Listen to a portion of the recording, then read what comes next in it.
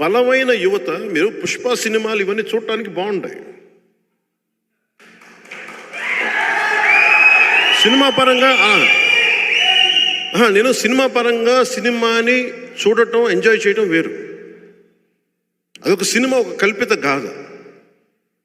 కానీ నిజ జీవితంలో ఎర్రచందనం కొట్టేవాళ్ళు మన భుజాల మీదకి ఎలా ఎక్కించుకుంటాం?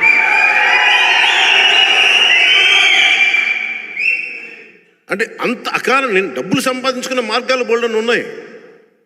శ్రీవారి సొత్తును దోచేయడం కాదు, ఎవరికి పడితే ఫ్రీ దర్శనాలు, అడ్డు ఆపు లేదు టీటీడీ దోపిడీకి.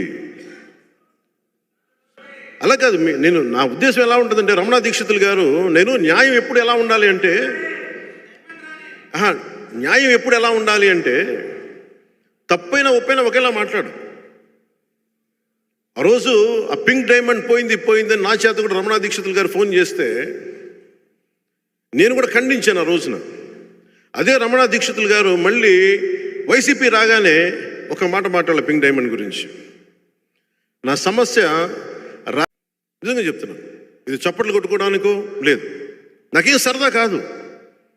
పొద్దున్న లేస్తే చాలామంది సన్నాసుల చేత మాట అనిపించుకోవడం నాకు ఇష్టం లేదు. అవన్నీ నాకు సినిమాల్లో కూర్చుంటే నన్ను ఎవడు అండ అసలు. కానీ ఇవన్నీ దాటి నేను ఎందుకు వచ్చానంటే, ఒక సుగాలి ప్రీతి తల్లి ఏడుపు కనిపిస్తుంది నాకు. అలాగే మన చిత్తూరుకు వస్తే ఒక అకారణంగా మన కొట్టేసాయి చంప మీద పడిన దెబ్బ నాకు కనిపిస్తుంది. ఈరోజు కనిపించింది, అంతకుముందు కనిపించిన దెబ్బలు ఎన్నో. ఉదాహరణకి నేను మొన్న కొట్టేసాయిని చుట్టానికి ఎయిర్పోర్ట్లో దిగ్గానే ఒక కుర్రోడు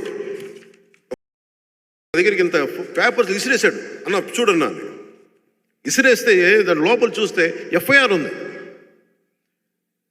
అన్న నేను ఎఫ్ఐఆర్ దేనికంటే ఏం లేదన్నా, రేషన్ అని చెప్పి నేను వెళ్ళి సెక్రటేరియట్లోనూ విలేజ్ వాలంటీర్స్ను అడిగితే వాళ్ళందరూ వచ్చి నా ఇల్లు కాల్ చేశారు నా రాత్రి. నేను ఏం చేయాలో తెలియక చూస్తే ఎఫ్ఐఆర్లో ఉంది, అందరి పేర్లు ఉన్నాయి. అనిపించిందంటే